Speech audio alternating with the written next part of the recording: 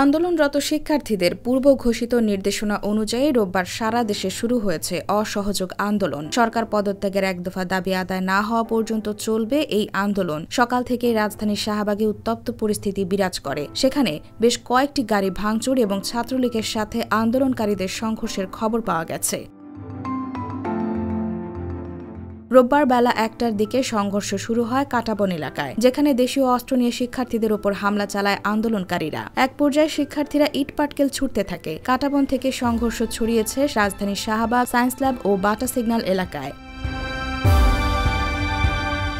একই সময় রাজধানীর বঙ্গবন্ধু শেখ মুজিব মেডিকেল বিশ্ববিদ্যালয়ের একটি গাড়িতে আগুন দিয়েছে দুর্বৃত্তরা। সকাল থেকে এক দফা দাবিতে অসহযোগ আন্দোলনে যাত্রাবাড়ি এলাকায় আন্দোলনকারী ছাত্ররা ধীরে ধীরে জড়ো হয়েছেন। পুলিশকেও আন্দোলনকারীদের বিপরীতে প্রস্তুতি নিতে দেখা যায়। এ সময় শিক্ষার্থীরা ভুয়া ভুয়া স্লোগান দিতে থাকে।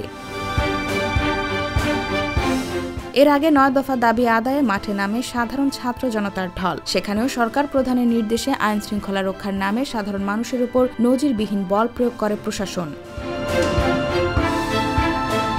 যা এই আন্দোলনের পারদকে আরও উত্তেজিত করে তোলে। এতে আজ সকাল থেকে সারা দেশে বিভিন্ন গুরুত্বপূর্ণ পয়েন্টগুলোতে জড়ো হতে শুরু করেছেন সাধারণ শিক্ষার্থীরা। রাজধানী সায়েন্স ল্যাব, শাহবাগ, আফতাবনগর, কেন্দ্রীয় শহীদ মিনারে শুরু হয় লোকসমাগম। এ সময় শিক্ষার্থীরা বিভিন্ন ধরনের স্লোগান দিতে থাকেন। চলমান আন্দোলনে সরকারের নির্দেশে আইন শৃঙ্খলা রক্ষাকারী বাহিনী ধ্বংসযজ্ঞ চালিয়েছে, যা কোনো মতেই মেনে নিতে নারাজ সাধারণ জনগণ।